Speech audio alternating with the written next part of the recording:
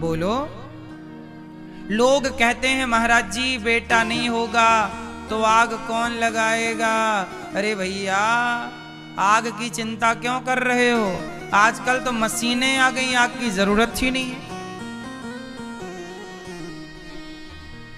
आग लगाने की क्या पड़ी है, आग लगाने वालों की कमी है। कहां लगवानी है आग बताओ, खूब आग लग जाएगी।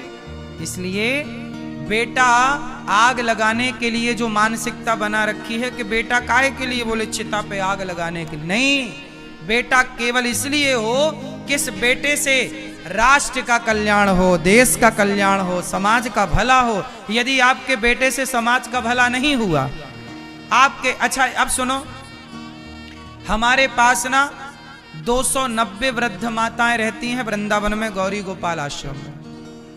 किसी के 2 बेटा हैं, किसी के 4 बेटा हैं, किसी के 5 बेटा हैं। बेटा हैं पर बेटे सेवा नहीं करते। वो माएं हमारे पास रहती, हम उनकी सेवा करते हैं। अब आप बेटा पैदा करते हो कि बेटा हमारा चिता पे आग लगाएगा। कितनी माएं गौरी गोपाल में जिन माओं की मृत्यु हो जाती है तो बेटा अपनी मां का दर्शन करने नहीं आता, आखिरी मुंह देखने नहीं आता, मना कर देता। जब हम लोग फोन लगाते कि भैया तुम्हारी मां अंतिम सांस ले रही है आ जाओ, बोला हमारे पास टाइम नहीं है। अब सोचो वो मां बेचारी बेटा बेटा रटती रहती है, मेरा बेटा मेरा बेटा, लेकिन वो बेटों को कहां फुर्सत है। इसलिए आप भी बेटा पैदा कर दिया, अच्छा है, पढ़ा लिखा के योग्य बना दिया, अच्छा है। अब बेटे से मन को हटाओ, जगत से मन को हटाओ। कल्याण तुलसीदास जी ने बेटे में मन लगाया होता तो कौन जानता, पर भगवान में मन लगाया तो तुलसीदास जी ने ऐसा ग्रंथ लिख दिया रामचरितमानस, जिसके कारण आज हम सब लोग भगवान राम को जान पा रहे हैं, समझ पा रहे हैं। रामचरितमानस ना होती तो राम का इस तरह प्रचार ना होता। इसलिए बेटे आपके ऐसे हों जो काम आए। आप चलो हम कहते हैं आपका बेटा समाज के काम ना आए तो कम से कम बुढ़ापे में आपको गिलास भर पानी तो दे, आपका सम्मान तो करे।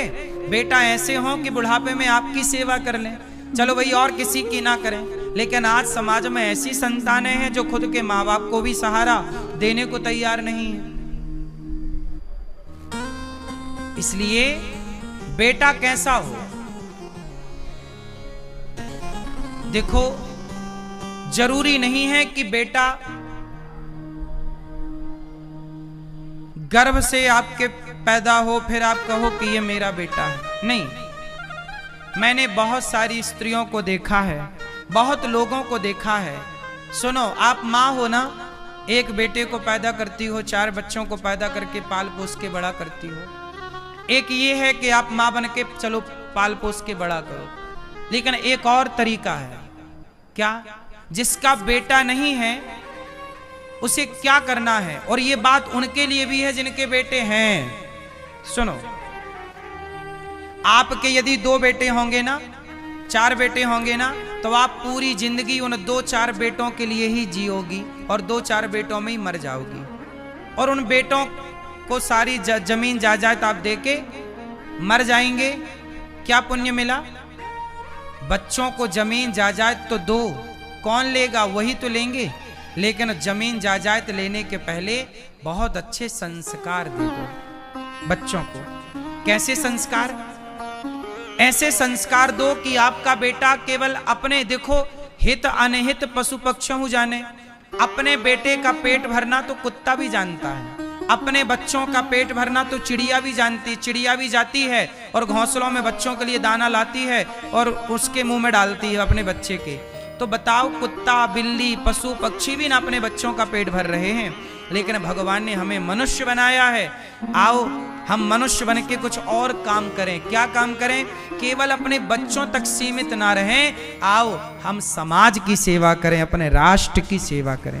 ऐसे बच्चे हों जो देश के काम आए, समाज के काम आए। आपका बेटा केवल आपके काम आ गया, चलो ये भी ठीक है कि आपके काम आया, लेकिन ये बताओ कि राष्ट्र के काम कितने आया, समाज के काम कितने आया, देश के काम क्या आया। अब जैसे मेरे मन में एक विचार आया, पिछली बार मैं 18 तारीख को जब यहाँ आया और इस कथा की जब रूपरेखा चल रही थी तो हमारे भैया यहाँ विराजे हैं बड़ौदा से, श्री चंद्रभान जी। हमारे तो पिता तुल्य ही हैं, इसलिए नाम लेने में बड़ा संकोच होता है अपने से बड़ों का। हम तो आप सबकी गोद में पले बढ़े हैं और आप सब हमारे पूज्य हैं। मैं अपने रेौझा गांव को, मैं रेौझा और पूरा क्षेत्र बड़ौदा है, बबैया है, सगोड़ी है, ये पूरा जो क्षेत्र है अपना, इस पूरे क्षेत्र को खासकर जो मेरे गांव में आप लोग रहते हैं, मैं ये मानता हूं कि गांव के जितने लोग हैं आप सब मेरे गुरु ही हैं। सब ने मुझे कुछ ना कुछ सिखाया है, सब ने मुझे कुछ ना कुछ पढ़ाया है। तो गांव के सभी लोग मेरे गुरु हैं, मैं सबको अपना गुरु भाव से देखता हूँ। ये हमारे चाचा बैठे हैं चश्मा लगाए, ये हमारे चाचा हमें बहुत कुछ सिखाए हैं। ये भी हमारे पिता की तरह हैं और इन्होंने खूब सिखाया है हमें, खूब बढ़िया संस्कार मुझे इन्होंने दिए हैं। मुझे आज वक्ता बनाया, यहाँ बैठ के मैं कुछ बोल पा रहा हूँ तो मैं इन्हीं के साथ बचपन में साइकिल से दूर दूर कथाएं सुनने जाया करता था। जहाँ कथाएं होती थी तो हम और चाचा साइकिल उठाएं और चले जाएं कथा। क्यों चाचा, सही है? तो ये हमारे चाचा हैं। सब गांव के बड़े बुजुर्गों के साथ मैं बैठा करता था और कुछ ना कुछ सबसे मैंने सीखा है। तो इस भाव से आप सभी मेरे गुरु हैं। ये जितनी मेरी चाची बैठी हैं, मौसी हुआ, सबने मुझे कुछ ना कुछ सिखाया ही है। दत्तात्रेय जी ने 24 गुरु बनाए हैं, उस सबसे कुछ ना कुछ ग्रहण किया है। एक व्यक्ति के निर्माण में उस व्यक्ति वो अकेला नहीं होता, पूरा समाज तैयार करती है तब कोई निर्माण होता है। तो मुझे बनाने में मेरे पूरे गांव के लोगों ने प्रयास किया है, पूरे गांव के लोगों का योगदान है। हमारे बीच में हमारे अब लाल साहब जी नहीं रहे, भगवत धाम चले गए वो, लेकिन वो भी मेरे साथ बैठ के ना हम लोग बहुत वो खूब बात करते थे, खूब बातें करते थे। तो उनकी बातें सुनते सुनते और फिर उन्हें हम बोलें, वो हमें बोलें, हम उन्हें, इससे क्या हुआ कि हमने बोलना सीख लिया उनसे बात करते करते, क्योंकि वो दिन भर बोलते थे। तो हमारे लिए तो वो गुरु ही हो गए ना, हमें सिखाया। तो देखिए मैंने सबसे कुछ ना कुछ सीखा है, गांव के सभी हमारे, और मैं बचपन से ही बड़ों की संगत करता था। आप सब इस बात के गवाह हैं, बड़े बुजुर्गों के साथ ही मैं बैठा करता था। तो देखिए हम केवल ये चाहते हैं कि आपके बच्चे जो आज छोटे हैं, जब ये बच्चे बड़े बने तो काम आए किसी के। ये दास अनिरुद्ध, मेरा मानना है कि मेरा जीवन सेवा के लिए है। मैं और कुछ नहीं सोचता, मैं केवल ये सोचता हूं कि मुझे सेवा करनी है और मैं सेवा करता हूं जो मेरे से बनता है। मैं चोरी करके सेवा नहीं करता, मैं भीख मांग मांग के सेवा करता हूं। और अभी मैं 18 तारीख को जब यहाँ ये मीटिंग में आया कथा की रूपरेखा की, तब हमारे बड़ौदा वाले भैया ने कहा और गांव के भी कुछ लोगों ने कहा कि इस क्षेत्र में कुछ होना चाहिए। तो भागवत तो हो ही रही है, यज्ञ तो हो ही रहा है, यज्ञ हो रहा है, भागवत जी हो रही है, और क्या होना चाहिए? तो इन्होंने कहा, अब मेरे मन में ये विचार नहीं था, लेकिन हमारे गांव और क्षेत्र के लोगों ने ये विचार मुझे दिया। तो देखो मैं आप लोगों की आज्ञा का किस तरह पालन करता हूं। तो आप लोगों की आज्ञा हुई कि गांव में, अब जैसे हमारे अपने रेौझा गांव में ना एक सरकारी स्कूल है, इसके अतिरिक्त तो कोई दूसरा स्कूल हमारे गांव में नहीं है। तो मेरे विचार से इन्होंने मुझे विचार दिया, फिर मैंने उस पर बहुत मंथन किया तो बात सफलता की ओर पहुंची। मेरे मन में फिर विचार आया कि क्यों ना मैं अपने गांव के लोगों को, अपने क्षेत्र के लोगों को एक स्कूल बना करके दूं, जहां यहाँ के बच्चे उस स्कूल में पढ़ करके शिक्षा पाएं। और केवल शिक्षा नहीं, संस्कार। शिक्षा तो हर स्कूल में मिल रही है, आप कहीं भी जाओ शिक्षा मिलेगी, लेकिन हमें क्या चाहिए? केवल शिक्षा चाहिए कि संस्कार भी चाहिए? उत्तर दो। हमें ऐसी शिक्षा चाहिए जिस शिक्षा से शिक्षा तो हो, पर संस्कारों से भरी शिक्षा हो। ऐसा बेटा पढ़ करके आए कि पढ़ लिख करके वो अपने माँ बाप का और सम्मान करने लग जाए, बड़े बुजुर्गों का और सम्मान करने लग जाए, और वो सोचे तो केवल अपने परिवार के लिए नहीं, अपने गांव के लिए, अपने समाज के लिए, अपने क्षेत्र के लिए, अपने राष्ट्र के लिए सोचे। तो फिर मैंने सोचा कि मैं भी भगवान की प्रेरणा से, आप सभी के आशीर्वाद और प्रेरणा से एक स्कूल बनाने का मेरे मन में एक विचार आया कि चलो यहाँ पर जहाँ कथा हो रही है यहीं पर एक स्कूल बनाया जाए, और ऐसा स्कूल बनाया जाए जो यहाँ क्षेत्र में ना हो इंग्लिश मीडियम, पर पूरा का पूरा स्कूल क्षेत्र को समर्पित हो। कोई भी बच्चा बढ़िया आनंद से पढ़े और बिल्कुल निःशुल्क हो, ना के बराबर शुल्क हो। कैसा स्कूल हो? निःशुल्क हो और इंग्लिश मीडियम हो, और ऐसा स्कूल हो जो पूरे 20, 25, 50 किलोमीटर में कोई ऐसा स्कूल ना हो, इतना अच्छा। तो मेरे मन में ये विचार है कि मैं अपने गांव में एक स्कूल बनाऊं, क्योंकि जिस माटी पे आप लोग बैठे हैं, इस माटी का मेरे ऊपर बहुत ऋण है। इस माटी ने मुझे यहाँ तक पहुँचाया है, और मिट्टी का ऋण तो सबको ही चुकाना चाहिए। जननी जन्म भूमश्च स्वर्गादपि गरीयसी, जन्म देने वाली माँ और जन्म भूमि ये स्वर्ग से भी श्रेष्ठ होती हैं। इनका ऋण कभी कोई चुका नहीं सकता। चुकाने का प्रयास सबको करना चाहिए, अच्छे काम सबको करना चाहिए। तो मेरे मन में एक विचार आया कि मैं अपने क्षेत्रवासियों को कक्षा 1 से लेकर कक्षा 12वीं तक एक स्कूल हो गांव में हमारे, और वो स्कूल इंग्लिश मीडियम हो, संस्कृत मीडियम भी हो, और साथ में संस्कारों से भरा हो। तो एक ऐसा स्कूल मेरे मन में है। आप कितने लोग मेरी बात से सहमत हैं कि यह कार्य होना चाहिए? किसी ने कहा कि आप यहां पर एक आश्रम बनाओ, किसी ने कहा एक मंदिर बनाओ। तो देखो, आश्रम और मंदिर तो बहुत हैं। मंदिर तो हनुमान जी का ये रहा, हमारे गांव में 3 मंदिर हैं। मंदिर तो हर जगह है, लेकिन अब मुझे एक शिक्षा का मंदिर बनाएंगे, जिस शिक्षा के मंदिर से हमारे पूरे कम से कम ये 50-100 गांव के लोगों को उसका लाभ प्राप्त होगा। तो बताओ, ये शिक्षा का मंदिर बनाना सही है या गलत है? कितने लोग तैयार हैं? कौन सा मंदिर हो? जोर से। शिक्षा का मंदिर। अब देखो, मैं आपका ही इस धरती से निकला हुआ आपका बेटा, आपका भाई, आपका सेवक हूं। अब बताइए, मैंने पढ़ाई की, आप लोगों को पता है कि मैंने गांव में भी पढ़ाई की, मैंने अपने गांव के स्कूल में पढ़ाई की, थोड़ी पढ़ाई मैंने मझौली में की, थोड़ी पढ़ाई मैंने दर्शनी में की, पौड़ा के स्कूल में भी मैंने पढ़ाई की, और इसके बाद मैं वृंदावन गया पढ़ने के लिए। और पढ़कर के जब मैं वृंदावन से आया तो सबसे पहली कथा मैंने अपने गांव के लोगों को ही सुनाई थी। वो पहली कथा भी आप लोगों को याद होगी, यहाँ बहुत सारे हमारी मौसी लोग और चाचा लोग बैठे हैं, भैया लोग। वो पहली कथा भी मैंने 2007, वो तारीख थी 2007 और मई का महीना ही था। आज भी मई है, तब भी मई था। 2007 पहली कथा थी। तब भी मेरे गांव के सभी लोग उसमें परीक्षित बने थे, और आज की कथा में भी सारे गांव के लोग परीक्षित बने हैं।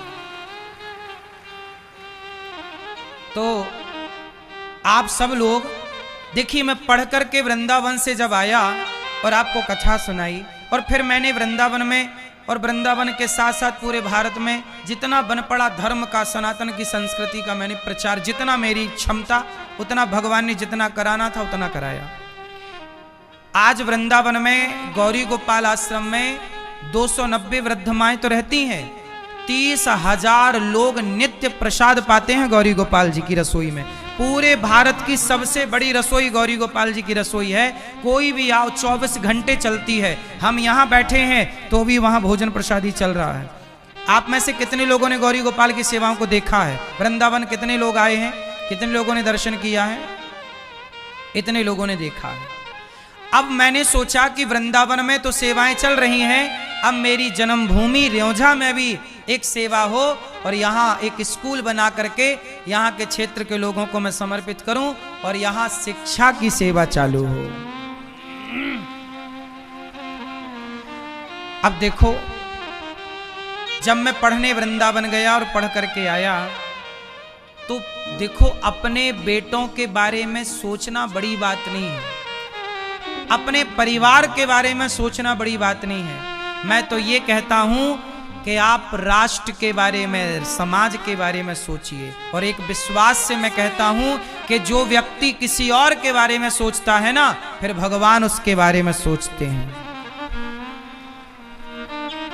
तो अब समय जितना लगेगा लगेगा, लेकिन मैं आप लोगों से हाथ जोड़ के प्रार्थना करता हूं कि अब रेउंझा गांव में यहीं पर एक स्कूल बनेगा जहां कक्षा 1 से लेकर कक्षा 12वीं तक शिक्षा होगी। यहाँ के बच्चों को कहीं बाहर पढ़ने जाना नहीं पड़ेगा, अच्छी से अच्छी शिक्षा होगी। और मेरी कोशिश रहेगी कि पूरी शिक्षा अच्छी से अच्छी क्वालिटी की निःशुल्क रहे, पूरी शिक्षा।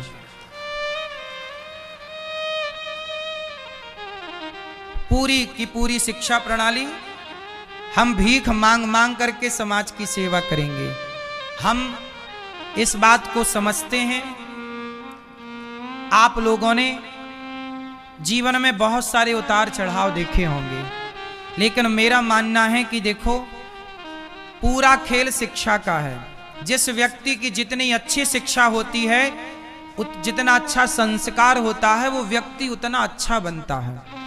आपको अच्छा कौन बना सकता है? शिक्षा अच्छा बना सकती है।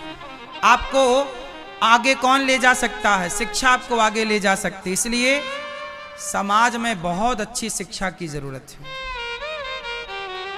तो आप लोगों से मेरी प्रार्थना है और सभी देशवासियों से मेरी प्रार्थना है कि मेरी इच्छा है कि मेरे गांव में एक स्कूल हो और स्कूल में बच्चे निःशुल्क यहाँ पढ़ें, अच्छी कोटि की क्वालिटी की शिक्षा हो।